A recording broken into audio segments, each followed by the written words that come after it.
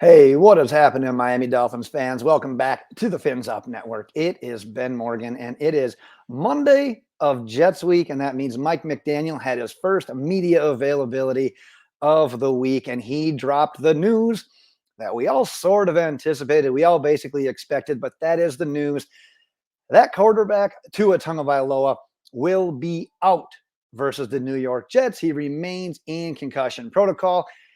And here you have it. It's Teddy Bridgewater's team right now. Until Tua comes back, Teddy Bridgewater is definitely starting for week 5, and we will see after that. Now, there was news that Tua had an MRI. Everything came back clean from that. So that is obviously really good news. But you know damn well that everything that's transpired over the last couple of weeks, the Miami Dolphins are definitely going to be playing it safe this time around. There's already multiple reports of that news as well. So with that news, the Miami Dolphins decided to bring back a familiar face to join Teddy and Skylar Thompson in the quarterback room, and that's Reid Sinnett. He's joining the team on the practice squad. So there's no, that's a kind of contingency plan. There's no news yet as to whether or not Tua will land on the IR, which if that ends up happening, as you likely know, he will miss a minimum of 4 weeks. But the last bit of news, actually, from reporting standpoint in regards to Tua, before I talk about some of the upcoming games, is that Tua was in the Dolphins facility today. So that is another positive sign. But he's in there basically focused on his health and working back through the concussion protocol, no actual practice or anything like that. So if we take a quick look as to what's ahead on the actual schedule, well, being active on game days is going to be Teddy and it's going to be Skylar Thompson.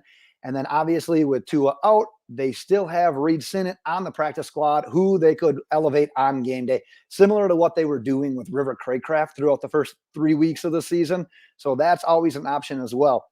But if you look at the upcoming schedule, you've got week 5 this Sunday, road game against the Jets. Week 6 is home against the Vikings. Week 7 is the Sunday night home game against the Steelers. Week 8 is at Detroit. And so that would be the next 4, let's say hypothetically, if Miami were to put Tua on IR yet this week. If they were to wait until next week to put him on IR, then you got to factor in at least one more game, which would be week 9 in Chicago. But I really don't want to speculate any further since it's really anyone's best guess right now as to how much time he would miss. But let's just take a look at those first couple of games here that I had talked about. Because if you've got Teddy starting at quarterback, let's go under that assumption as we break these ones down real quick. Week 5 versus the Jets is still very doable, still very winnable. Week 6 against the Vikings, more of a challenge than we had originally anticipated in that game. Week 7 against the Steelers remains doable. The Steelers report just came out. They are likely turning now to Kenny Pickett for good. So you've got a rookie quarterback there, which would likely bode well for the Dolphins. And week 8 against the Lions, kind of a team that's been a little sporadic this year. Let's call them that. They can't stop anyone. They also are just scoring with everyone as well. Still a very winnable game. So let's just hypothetically say you lose to Minnesota and then you have one hiccup along the way of what really is 4 winnable games.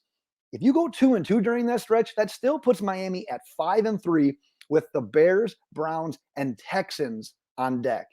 If you're 5-3 with those teams on deck without your starting quarterback right now, you could live with that. You can live with that schedule and that record. And that's me trying not to be overly optimistic during these 4 games. I have them going, if they go 2-2, that's what you're looking at. And like I said, there's a chance Tua doesn't even miss that much time. Everything is speculative at this time. So yes, it feels a bit doom and gloom right now, everything that's happened since last Thursday's game against the Bengals. But we're basically entering the portion of the 2022 NFL schedule that becomes much more manageable if you're forced to start your backup quarterback in Teddy Bridgewater. And I'm going to wrap up today's video kind of addressing one quick thing that I definitely don't want to spend a lot of time on, but I have had some people reach out asking me about it, and that's the topic of the blame game. And I really don't want to go down this road, but what I'm going to do is talk about it really, really quick here because there's enough blame to be spread a lot of places.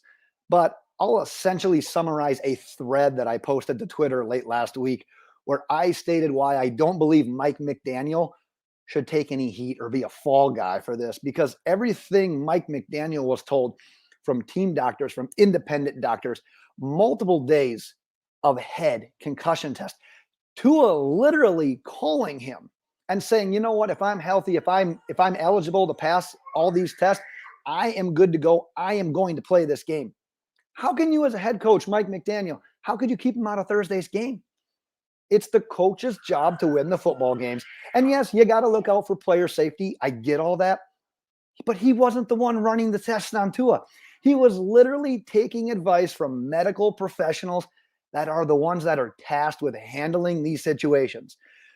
So like I said, there's plenty of blame to go around. If you need to be a blame assigner, you can spread it out to a lot of different places. But in my opinion, Mike McDaniel doesn't deserve to be the focal point of any of those discussions. And like I said, wanted to keep that part short, but did want to address it since I haven't really spoke on that yet. But that is my time for the day. Check back on Wednesday, as I'll be back with some stock up, stock down heading into week 5. Thursday, we will have the keys to victory over the Jets, and Saturday morning will be the final preview and prediction video. So that's what I've got for today, Dolphins fans. And until next time, Fins